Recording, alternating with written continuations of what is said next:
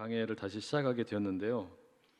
7월 달에 요한계시록 마치고 이제 어떤 성경책을 좀 같이 함께 공부하면 좋을까, 이렇게 이제 여러 가지 책들을 이렇게 떠들러 보다가 전도서 말씀을 좀 함께 나누면 좋겠다라는 생각이 들어가지고 이제 오늘부터 함께 전도서 말씀 읽어가려고 합니다.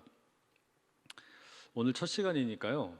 그 제목이 왜 전도서인가 이렇게 되어 있는데, 전도서에 대한 기본적인 배경 또 설명을 좀 드리고, 또 본문에 대한 내용은 아마 다음 주부터 좀 본격적으로 나누어야 되지 않을까라는 생각이 듭니다. 우선 여러분, 전도서 성경 말씀 읽어보신 적 있으세요? 많이 읽어보셨어요? 근데 이게 무슨 말씀인지 이해가 되시던가요? 잘 이해가 안 되시죠? 이해가 되시면 그게 비정상이에요. 이 전도서 말씀은 우리가 이제 통독을 하면서 읽기에 큰 부담은 없습니다. 그러니까 이게 뭐 분량이 많아서 이해하기 어려운 게 아니라 분량도 그렇게 길지 않습니다. 그런데 내용이 이게 도대체 무슨 말인지를 종잡을 수가 없는 내용들이 너무 많습니다. 그래서 구약의 39권 39개의 책 가운데 제일 어려운 책 중에 하나가 전도서예요. 제일 이해하기 어렵다, 이런 이야기죠.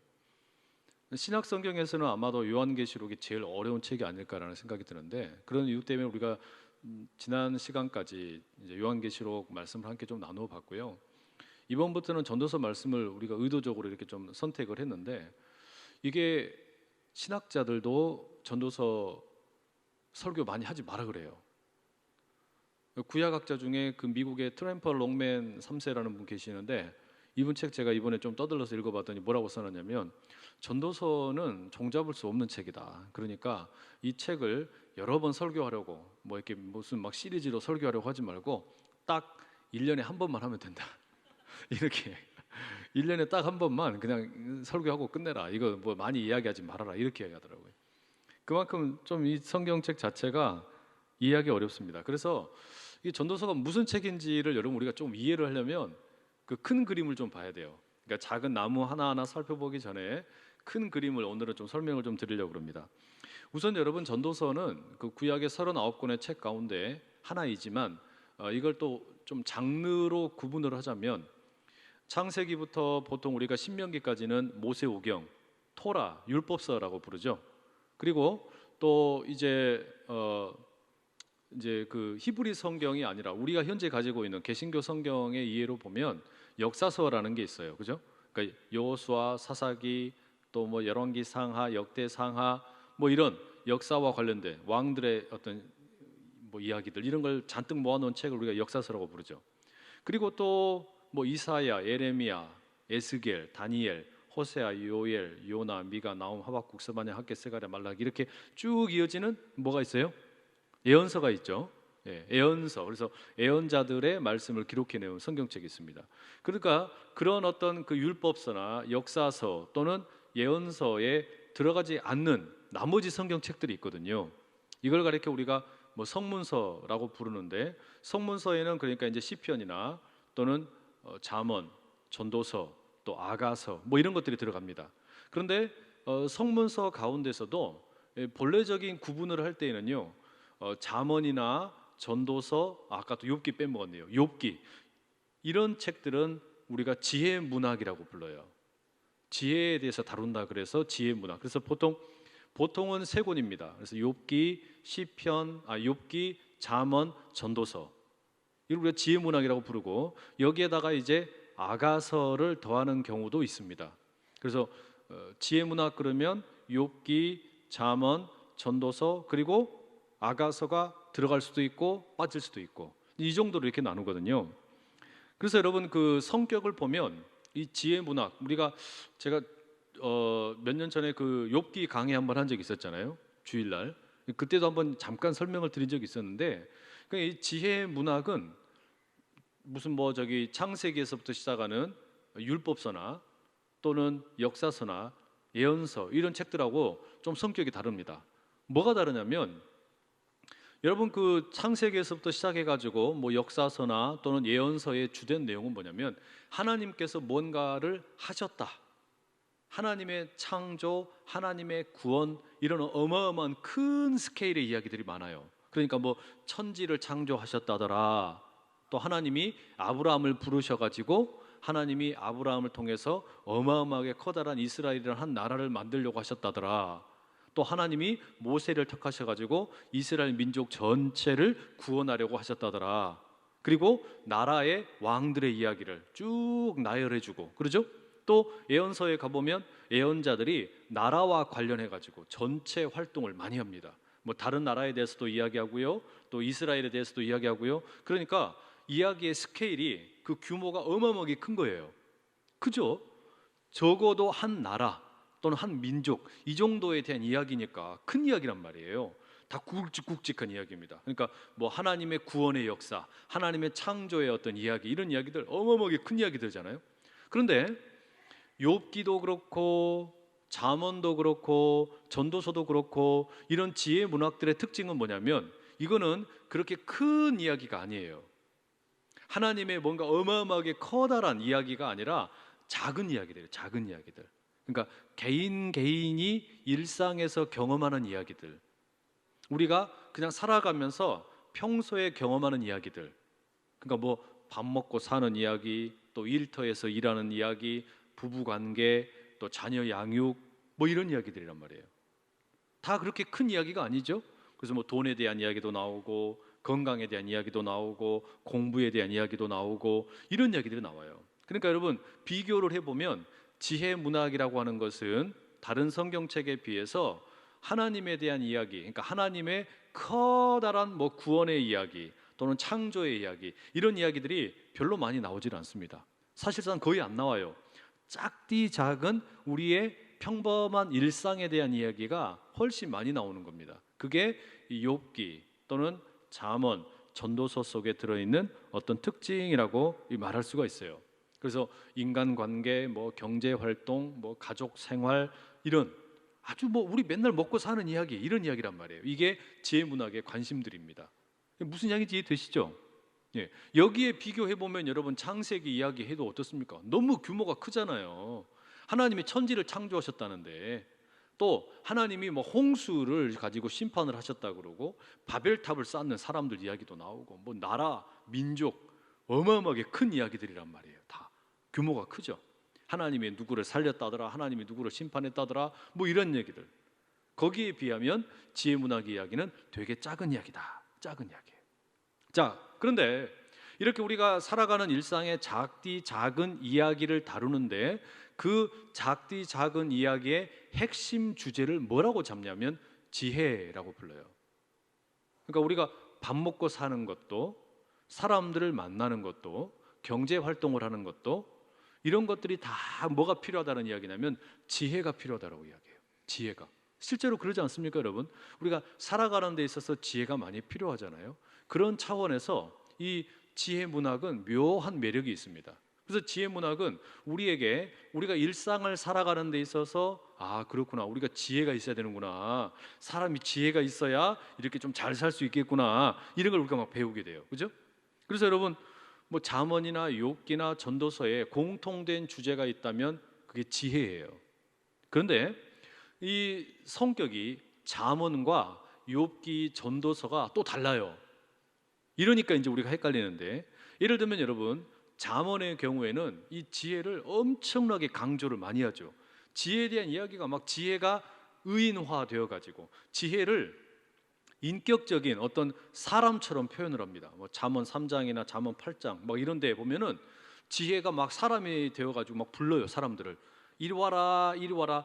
그러니까 어떤 그 음녀도 막 그 젊은이를 막 이리 와라, 이리 와라 부르고, 지혜도 이리 와라, 이리 와라 부른다. 막 이렇게 의인처럼 부른단 말이에요. 그렇게 묘사를 하는 경우가 참 많아요. 그런데 이 잠언에 나와 있는 그 지혜에 대한 가르침을 보면 잠언의 뭐 9장 10절 뭐 이런 데 보면 뭐라고 되어 있냐면 여호와를 경외하는 것이 지혜의 근본이요 거룩하신 자를 아는 것이 명철이다. 여러분, 너무 잘하는 말씀이죠. 그죠? 그러니까 지혜가 필요한데 우리가 사는 데 필요한 그 지혜의 가장 중요한 밑바탕이 뭐냐? 여호와를 경외하는 것이다. 이게 지혜의 근본이다라고 이야기합니다. 잠언 1장 7절에도 그렇게 이야기합니다. 여호와를 경외하는 것이 지식의 근본이거늘 미련한 자는 지혜와 훈계를 멸시하느니라. 이게 그러니까 여러분 결국은 잠언에서 부르짖는 지혜의 핵심은 뭐냐면 하나님을 경외하라, 하나님을 잘 믿어라. 이게 그 우리의 일상생활에서 살아가는 데 있어서 꼭 필요한 지혜라고 가르친단 말이에요. 그죠? 그러니까 일상생활에서 우리가 잔재주 가지고 살지 말고 머리 굴리면서 살지 말고 뭐 하라는 거예요? 하나님을 잘 믿으면서 살아라는 겁니다. 그러면 그게 뭐 일상생활의 부부 생활이든 또는 뭐 돈에 대한 문제이든 건강의 문제이든 경제 활동이든 이런 것들이 다 형통하게 될 거다. 뭐 이런 관점으로 이렇게 이야기를 들려주는 겁니다. 그래서 지혜가 중요하다 이런 이야기를 들려줘요. 그래서 잠언에 보면 3장 15절 이런 말씀도 나옵니다. 지혜는 진주보다 귀하니 네가 사모하는 모든 것으로 이에 비교할 수 없도다. 지혜가 뭐보다 귀하다고요? 진주보다 귀하다. 되게 좋다는 거 아닙니까? 그러니까 이 지혜는 억만금을 주고서라도 사야 될 지혜다. 이 지혜는 하나님을 경외하는 것이 근본이다. 이런 어떤 그 지혜에 대한 중요성을 잠언은 어마어마하게 막 강조를 합니다. 이게 중요하다. 지혜를 꼭 가져라. 그런데 잠언에 대한 이런 어떤 나와 있는 지혜에 대한 설명이 욥기나 전도서를 가게 되면 이게 일종의 내부 총질이 되어버립니다. 상충되는 것처럼 느껴진단 말이에요. 얼마 전에 보니까 그 여당의 박용진 의원인가 하는 분이랑 유시민 작가랑 설전을 막 주고받더라고요. 뉴스에 보셨어요? 좀 관심을 가지세요. 우리나라가 어떻게 돌아가는지. 그 정치하시는 분들끼리. 근데 이 양반들이 크게 보면 같은 그룹이거든요. 근데 서로 싸우는 거예요. 이런 걸 보고 우리가 뭐라 그래요? 내부 총질이라 그러거든요. 또 어젠가 그젠가 신문을 보니까 야당의 황교안 대표가 뭐가 화가 났는지 머리를 확 밀었어요. 근데 머리를 이렇게 이제 다 이렇게 삭발을 하고 나니까 그 정규재라는 분이 그 어떤 그 보수적인 이 유튜버인데 이분이 황교안 이 대표가 삭발을 한 다음에 가가지고 질문을 해요. 삭발을 하신 것은 군대 입대할 때 말고는 처음이죠? 이렇게 질문을 했어요. 그때 황교안 대표가 뭐라 그러냐면 저는 군대를 가지 않았습니다. 이렇게. 여러분 이것도 뭐예요? 이것도 내부 총질이에요. 아니 그런 거 좀 피해가면서 질문을 해야지. 아니 같은 팬들끼리 그렇게 하면 어떻게 합니까? 그러죠? 여당은 여당끼리 좀 입을 맞추고 이야기를 하든지 야당은 야당끼리 좀 입을 맞추고 이야기해야 되는데 서로 가운데 이렇게 부딪히는 이야기를 하니까 괜히 무슨 코미디 같잖아요. 그런데 성경도 그렇단 말이에요. 잠언에서는 지혜가 너무너무 중요하다. 여호와를 경외하는 것이 지식의 근본이다. 이 지혜가 있어야만 우리가 이 땅에서 일상생활 잘하면서 뿌린 대로 거둔다. 인과응보 이런 걸 이야기한단 말이에요. 아니 근데 욥기 딱 펼치자마자 뭐라고 나오냐면요. 1장 1절에 뭐라고 나옵니까? 우스 땅에 욥이라 불리는 사람이 있는데 그 사람은 온전하고 정직하여 하나님을 경외하며 악에서 떠난 자더라. 이렇게 나오죠. 우리가 읽었던 말씀이잖아요. 잊어버리셔도 괜찮아요. 또 괜찮아. 또 하면 되니까.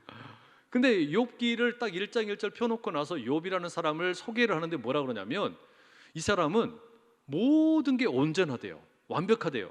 하나님을 너무너무 잘 경외하고 자기 자신이 절기가 되면 스스로를 위해서도 제사를 드리고 예배를 드리고 또 자녀들을 위해서도 예배를 드리고 이러면서 하나님도 너무너무 잘 섬기는 사람이에요. 자, 그럼 여러분 욥이라는 사람은 잠언에 묘사되어 있는 여호와를 경외하는 것이 지혜의 근본이다. 이거 잘한 사람입니까? 못한 사람입니까?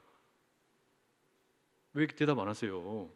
호응을 해주셔야 제가 설교를 하지. 그러니까 욥이라는 사람은 잠언에서 이야기하는 지혜를 잘 따르는 사람일까요? 아닐까요? 잘 따르는 사람이잖아요. 그죠? 그러니까 지혜로운 사람의 대표격이나 마찬가지예요. 욥이라는 사람이. 그런데 욥기의 이야기는 무슨 이야기예요?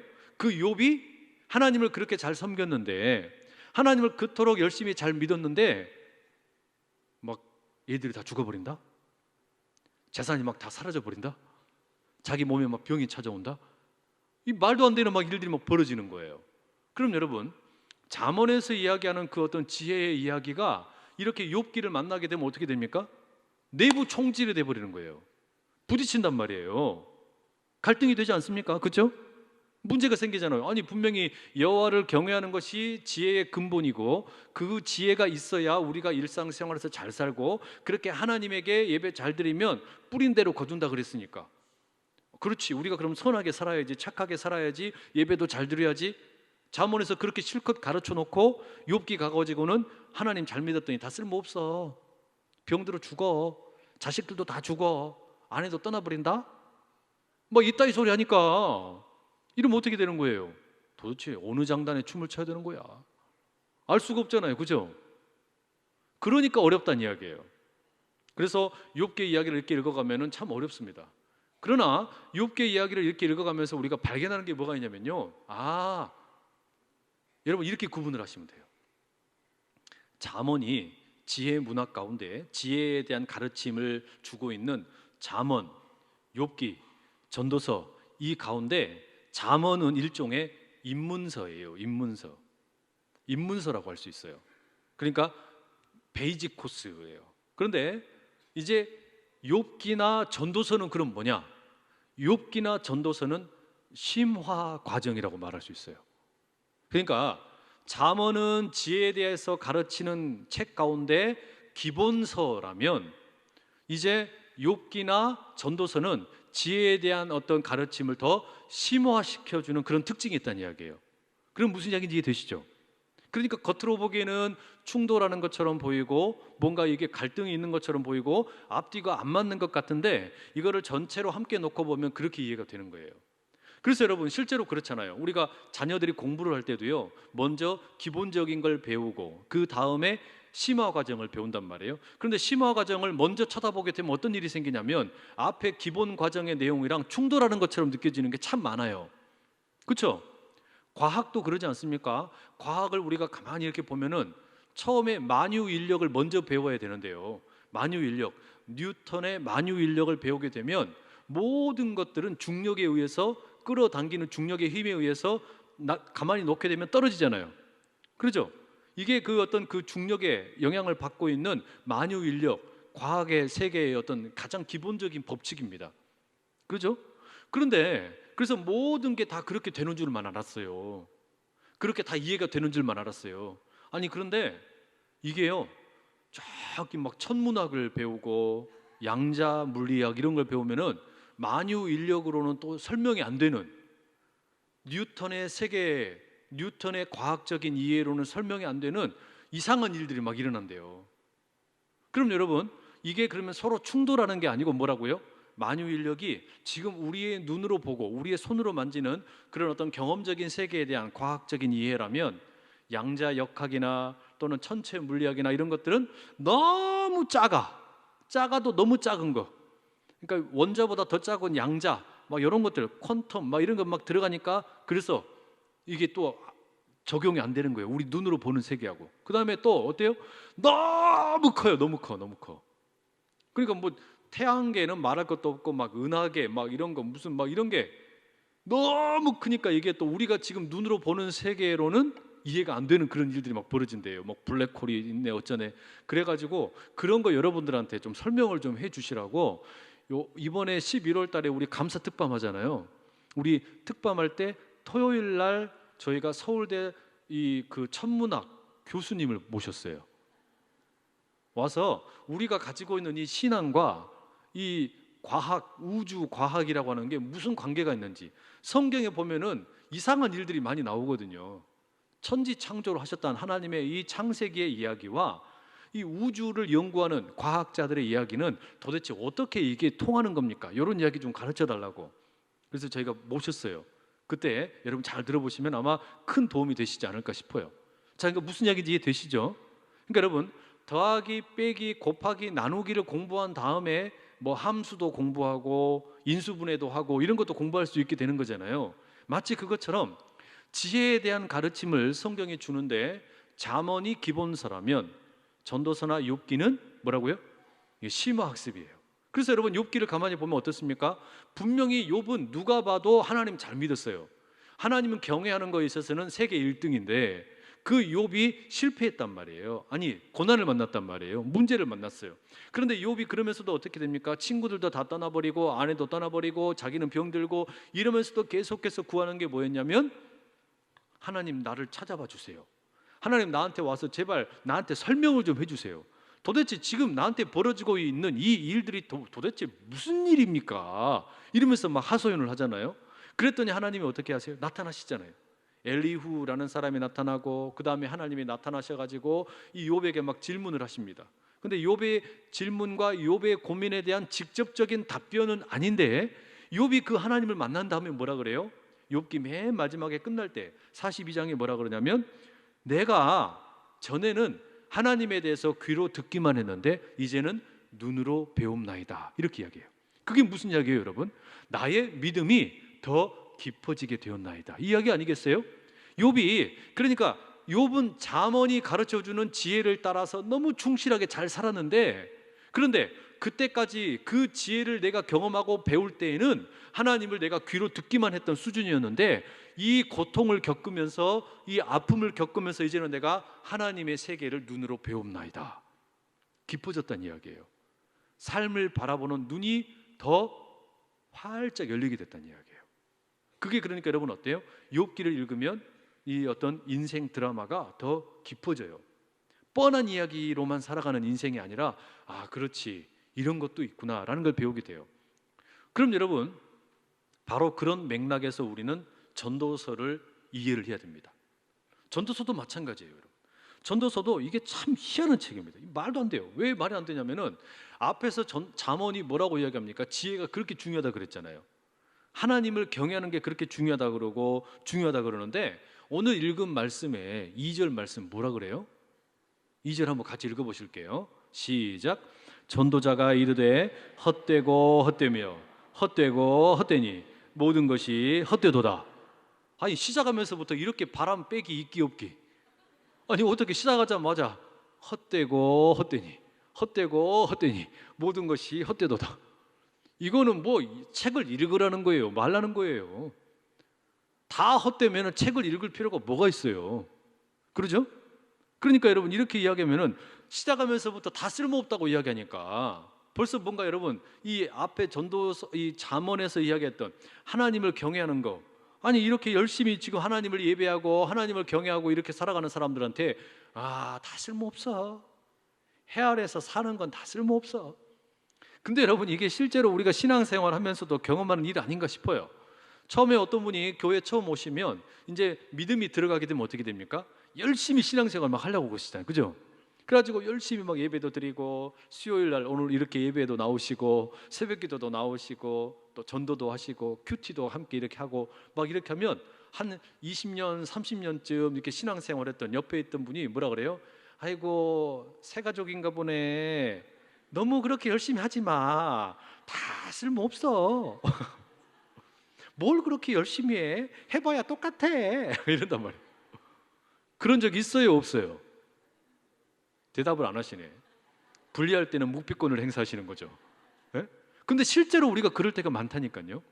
누가 막 열심히 사역을 하면 아이고, 그래봐야 다 똑같아, 뭐 해봐야 무슨 소용이 있어, 이렇게 초를 치는 거예요, 자꾸.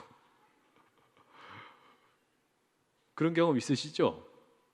없다고 해도 있다고 하세요. 전도서의 내용을 보면 순전히 그런 내용이에요. 순전히 그런 내용이에요. 아니, 내가 하나님 잘 믿어보겠다는데, 내가 예수님 잘 믿어보겠다는데, 내가 믿음으로 살아보겠다는데 뭐라 그래요? 해 아래에서 다 수고해봐야 헛것이다.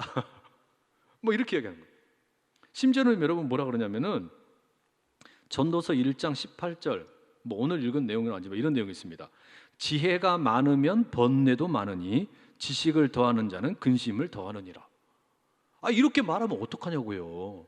앞에 전도서 잠언에서는 지혜는 우리를 살려준다, 지혜가 있어야 우리가 이 땅에서 잘 산다, 그렇게 실컷 이야기해놓고 전도서 딱 펼쳤더니, 잠언 다음에가 전도서예요. 그런데 전도서 딱 펼쳤더니 1장 18절 지혜가 많으면 번뇌가 많다. 이게 도대체 뭐 하라는 거야, 이거 도대체 성경책이. 이러니까 여러분, 전도서를 읽는 사람들이 막 헷갈려 하는 거예요. 이 성경책이 이거 이상한 책이다. 전도서를 안 읽어요. 심지어 여러분, 전도서는 우리 자녀들에게 함부로 보여주면 안 되는 책입니다. 왜 그런 줄 아세요? 전도서 12장 12절을 자녀들이 읽게 되면 큰일이 납니다. 이런 말씀이 나와요. 내 아들아, 또 이것들로부터 경계를 받으라. 많은 책들을 짓는 것은 끝이 없고 많이 공부하는 것은 몸을 피곤하게 하느니라. 뭐라고요? 많이 공부하는 것은 몸을 피곤하게 하느니라. 그러니까 우리 부모님들이 공부하는 자녀들에게 절대로 보여주지 말아야 될 책이 뭐예요? 전도서 12장 12절. 이거 보여주면 큰일 나는 거예요. 이거 보여주면 애들이 그러는 거예요. 엄마, 성경에 봐라. 많이 공부하면 몸을 피곤하게 한다잖아. 그러니까 나 공부 안 할래. 해 아래에서 수고하는 것이 다 헛되다는데. 그래서요, 이뿐만이 아니에요. 성경에 이 전도서 말씀 보면은 뭐 돈도 많이 모을 필요도 없고 일도 많이 하지 말고 그냥 해 아래에서 수고하는 모든 게 다 헛되니까 그냥 네 알아서 그냥 얼레리 꼴레리 하면서 살아라. 뭐 이렇게 이야기한단 말이에요. 여러분, 이게 이해가 쉽습니까? 쉽지가 않죠. 그 전도서를 읽으면 여러분, 그래서 잠언을 바로 읽은 다음에 전도서가 나오니까 이게 사람들이 더 헷갈려요. 그 정직하게 읽은 분들은 이게 고민이 되어야 정상이에요. 잠언을 읽은 다음에 전도서를 계속해서 이어가게 읽게 되면은 이게 분명히 지금 뭔가 갈등이 생겨야 정상이라는 이야기예요. 그래야 여러분의 성경 읽기가 정상입니다. 이게 너무나 자연스럽게 읽어지면 이거는 여러분 비정상이에요. 잠언에서 그렇게 실컷 지혜에 대한 이야기 읽어놓고 나서 전도서 왔더니 지혜를 무시해버리네? 이거 어떻게 하는 이야기예요? 그러니 여러분, 잠언의 지혜에 대한 가르침과 뭔가 어긋나는 듯한 이야기가 이 전도서에는 많이 나옵니다. 그걸 이해하고 계셔야 돼요. 그런 이야기 때문에 앞서 말씀드린 것처럼 전도서도 지혜에 대한 가르침의 일종의 심화학습이다라고 이해를 하시면 돼요.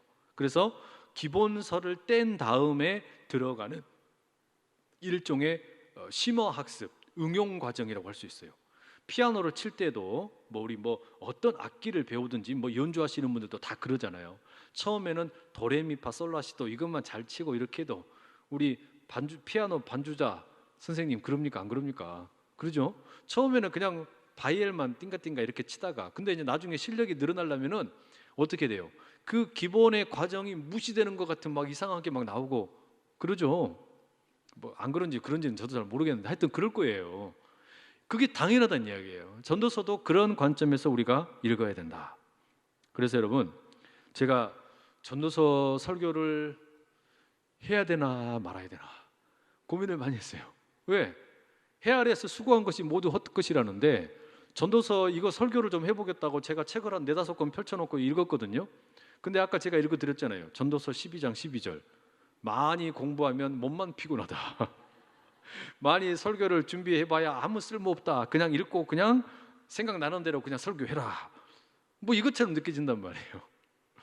그래서 전도서를 조심스럽게 접근해야 돼요. 오늘 드리려는 이야기는 그게요. 자, 그것과 함께 오늘은 2가지 이야기만 더 드리고 마칠게요. 일단 저자 문제예요. 저자. 전도서는 누가 지었습니까? 누가 지었어요?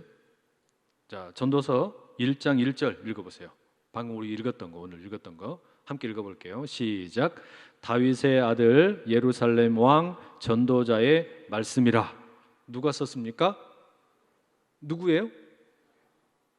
다윗의 아들이라고 돼 있죠. 다윗의 아들 예루살렘 왕이니까 누구인 것 같으세요? 솔로몬. 예. 솔로몬 그러면 또 우리가 그 솔로몬이 하나님에게 이렇게 지혜를 구했었잖아요. 그래서 지혜 그러면 대명사가 솔로몬이잖아요. 그죠? 그러니까 아마도 전도서는 솔로몬이 썼을 것이다. 그렇게 생각하기 쉽습니다. 그런데 이것도 아리까리한 거예요. 전도서라는 책 자체가 아리까리하다 그랬잖아요. 그래서 이 전도서를 누가 썼는가라는 것도 사실은 헷갈립니다. 왜냐하면 이 전도서의 전도자라는 말이 헷갈리는 말이기 때문에 그래요. 왜냐하면 이 전도자라는 말이요 코헬렛이라고 부릅니다. 코헬렛. 그래서 이제 영어 성경에서는 코헬렛이라는 말도 많이 나오고 그러는데 코헬렛이라는 게 뭐 하는 거냐면은 모은다는 뜻입니다. 수집한다는 이야기예요.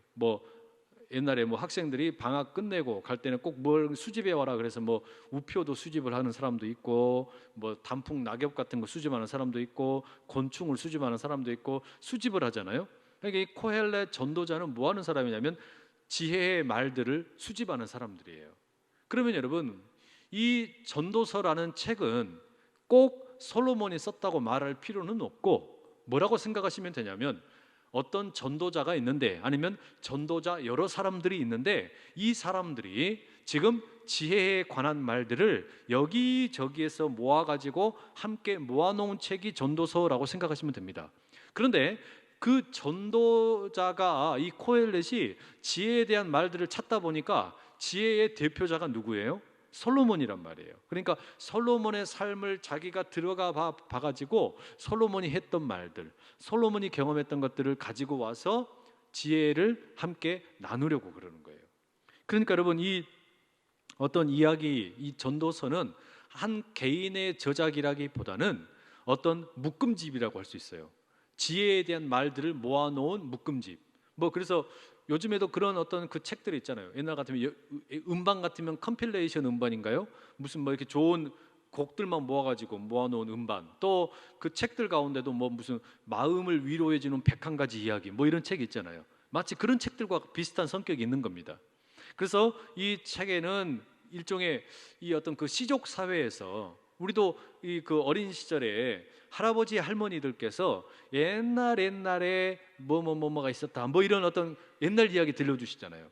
할아버지 할머니가 그 화롯불에 모여가지고 겨울 밤에 그 손주 손녀들에게 옛날 이야기 들려주는 것처럼, 그런 어떤 느낌의 지혜에 대한 이야기를 들려주는 거예요. 그런데 잠언이 들려주는 지혜와 조금은 어긋나는 것처럼 보이는 지혜를 들려준단 말이에요. 그러나 그것은 틀린 이야기가 아니라 심화 과정으로 이해를 하면 된다, 이렇게 이해하시면 돼요. 또 하나만 더 이제 기억하실 게 있는데, 그건 뭐냐면 전도서라는 이 책의 이름입니다. 여러분, 전도서이니까 전도에 대한 책이죠. 안 그렇습니까? 전도서 그러면 전도에 대한 책 아니에요. 전도서, 책서, 그죠? 그럼 여러분, 전도서이니까 전도에 대한 책이니까, 그럼 이 책을 읽어보면은 전도를 잘할 수 있겠네요, 그죠? 아닌가요? 죄송해요, 제가 헷갈리게 해드려서. 근데 우리말 번역을 전도서라고 해놨어요, 이 책이. 그러니까 여러분, 이거는 그런데 안타깝게도 전도에 대한 방법을 가르쳐주는 책은 아니에요. 무슨 진돗개 전도왕 이런 거 아니에요. 그럼 이거는 무슨 의미냐? 사형리 이런 걸 가르쳐주는 것도 아니에요. 여기서 말하는 전도라는 것은 도를 전한다, 도를 가르친다. 근데 이거는 인생 철학, 인생에 대한 지혜 이런 의미에서의 전도라는 말인데, 별로 여러분 이게 어떤 의미냐면, 영어 성경에서는 이걸 뭐라고 부르냐면 에클레시아스테스라고 불러요. 에클레시아스테스. 근데 이게 어디서 유래한 말이냐면, 에클레시아, 교회를 뜻하는 에클레시아에서 유래된 말입니다. 그래서 에클레시아스테스라고 불러요. 이게 무슨 이야기냐면 교회에 속한 사람들, 이런 이야기입니다. 교회에서 속한 사람들에게 들려주는 이야기예요. 그러니까 교회에 속한 사람들, 하나님으로부터 부름받아 나온 사람들에게 들려주는 이야기. 그러니까 이 전도자는 일종의 뭐가 되는 겁니까? 글을 수집하는 사람도 될 수 있고요, 글을 이야기해 주는 사람, 그러니까 설교자가 될 수도 있어요, 교사가 될 수도 있어요. 이런 다양한 어떤 의미가 들어있다라고 말할 수 있습니다. 자, 내용을 마칠게요. 그러니 우리가 이런 이해를 가지고 이제 전도서를 공부를 하실 때 뭐라고 생각하시면 딱 되냐? 한 가지만 기억하시면 됩니다. 전도서가 나를, 내 인생에 대해서 고민하게 만든다. 전도서가 나를 인생의 지혜에 대한 깊이를 더하게 만들어준다.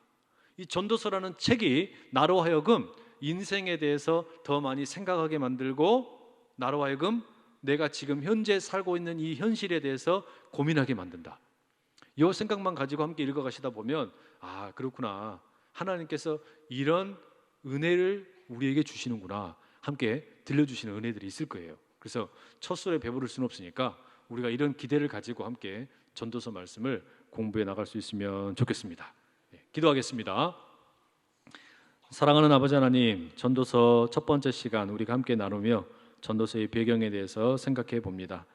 하나님께서 우리 가운데 행하시는 크고 놀라운 일들도 있지만, 우리의 일상 가운데 경험하는 작고 작은 일들, 너무나 작은 일들처럼 보이는 돈이든지 경제활동이든지 자녀관계이든지 부부 사이이든지 질병의 문제이든지, 이런 작디 작은 일들에 대해서 우리가 어떻게 이해하고 살아야 할 것인지 성경을 통해 들려주는 하나님의 마음을 배우게 하여 주시옵소서.